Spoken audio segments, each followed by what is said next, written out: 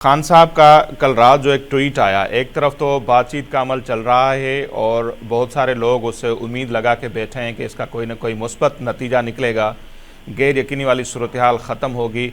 इसके बीच में ये जो तवील एक ट्वीट आया, जिसको हम ट्वीट कहें या आर्टिकल कहें, इसको आप किस तरह देखते हैं, जिसमें उन्होंने मौजूदा हालात को जनरल यया के दौर से कंपेयर किया, कहा कि वो दौर है वज़ीर आज़म साहब के हवाले से कहते हैं कि मौजूदा आर्मी चीफ के वो अर्दली हैं, कठपुतली हैं। तो ओवरऑल आपने इस ट्वीट को कैसे देखा सर?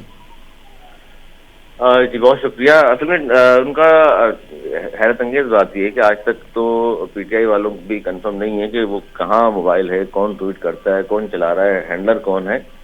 और दूसरी बात यह है कि चूंकि मुज़ाकरात में हुकूमत ने कभी मिलने की इजाज़त दे रहे हैं, उनके मुज़ाकराती टीम को कभी नहीं दे रहे, तो जाहिर है तमाम मिन्नतें तरले करके देख लिए और 9 मई के लोगों को सजाएं भी हो गई। इनके दो जो मुतालबात हैं जिसको ये तहरीर शक्ल में लिख कर देने को तैयार नहीं है, तो खान साहब के पास बचा क्या है? तो जाहिर है प्रेशर टेक्टिक्स होती हैं सारी, प्रेशर बढ़ाने के लिए इस तरह की बात। एक तरफ आप ट्वीट भी कर रहे हैं, दूसरी तरफ मुज़ाकरात की भी उम्मीद लगा के बैठे में कि यहाँ से काम बन जाए या वहाँ से। तो इस तरह की खबरें भी खुद ही देते हैं कि जी मुझे पेशकश हो गई बनिगाला शिफ्ट करने की, कभी कहते हैं पेशावर शिफ्ट करने की। ये सारी बातें हैं और इनकी जाहिर है अब जितनी भी जो कुछ भी इनके पास था, आखिरी कार्ड जो है वो ट्रम्प कार्ड ही है। मेरा ख्याल है 20 जनवरी को वो भी हुकूमत देख लेगी और फर्क नहीं पड़ेगा उससे भी, क्योंकि किसी के कहने से पाकिस्तान ने खुद मुख्तार आज़ाद मुल्क है। शकील आफरीदी को नहीं ले सके अमेरिका वाले, तो क्या खान साहब के लिए या वहाँ ट्रम्प साहब कॉल करके बोलेंगे? ना, ऐसा होता है। जाहिर आपके ताल्लुकात होते हैं, मुल्क टू मुल्क ताल्लुकात जब होते हैं, कंट्री टू कंट्री, तो इस तरह की बात हो नहीं सकती। तो खान साहब की फ्रस्ट्रेशन है जिसकी वजह से इस तरह की बातें सामने आ रही हैं। तो आप समझते हैं कि ये एक प्रेशर क्रिएट करने के हवाले से ये सब कुछ किया जा रहा है, तो इससे गवर्नमेंट हो या सिक्योरिटी एस्टेब्लिशमेंट, आपको लगता है कि वो प्रेशर लेंगे?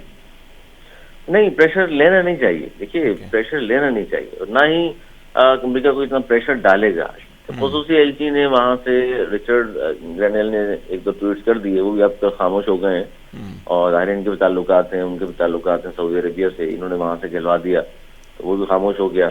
और इस तरह के प्रेशर तो इस वक्त सबसे ज्यादा जो प्रेशर है वो एस्टेब्लिशमेंट या हुकूमत तक नहीं है, वो तो है इस वक्त खान साहब की पार्टी पर।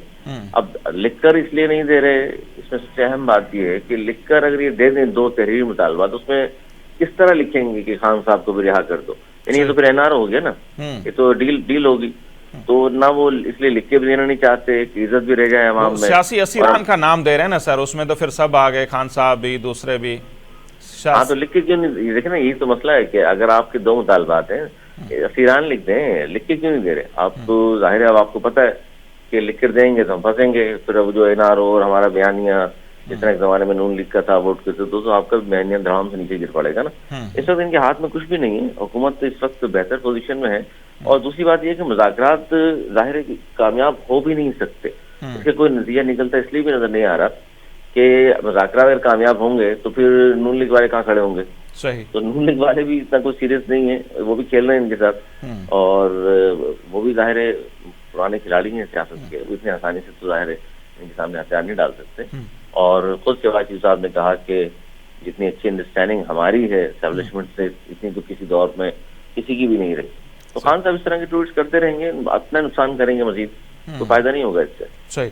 तो अली सरवर साहब, जैसे ये तो एक ट्वीट है, इससे पहले हम देखते हैं कि सिक्योरिटी एस्टेब्लिशमेंट ने बहुत अच्छा जेस्चर दिया कि 9 मई के जो जवाबदार थे 19 लोगों को रहम की अपील के बाद रिहा कर दिया गया। लेकिन हमने देखा जिस तरह उनको हीरो करके पीटीआई वालों ने पेश किया, फूलों के हार पहनाए, वीडियो बयानात जारी हुए, उसके बाद ये ट्वीट आना जिसमें ये कहना कि एक बार फिर से आर्मी चीफ का नाम लेकर ये लिखा गया कि शहबाज शरीफ साहब उनके अर्दली हैं, कठपुतली हैं, ये दौर जनरल यया के दौर की याद ताज़ी करता है। तो इसको किस तरह लिया जाएगा आपके ख्याल में सिक्योरिटी जो एस्टेब्लिशमेंट है उनके हलकों में?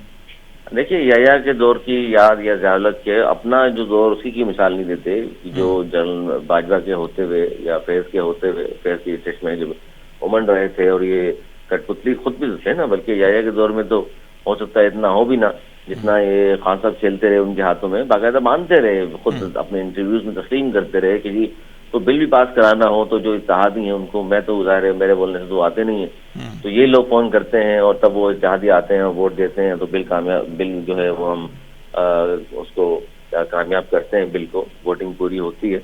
खान साहब की इस तरह की चीजों से कुछ भी नहीं होगा, मजीद हालात ज़ाहिर दायरा मजीद तंग होगा पीटीआई की जानिब।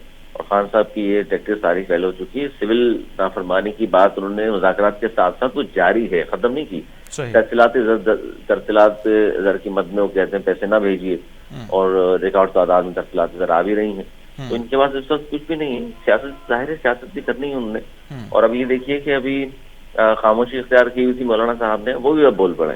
उन्होंने भी कहा है कि जी ये जाली हुकूमत है, KPKM है, फार्म 47 वाली हुकूमत है।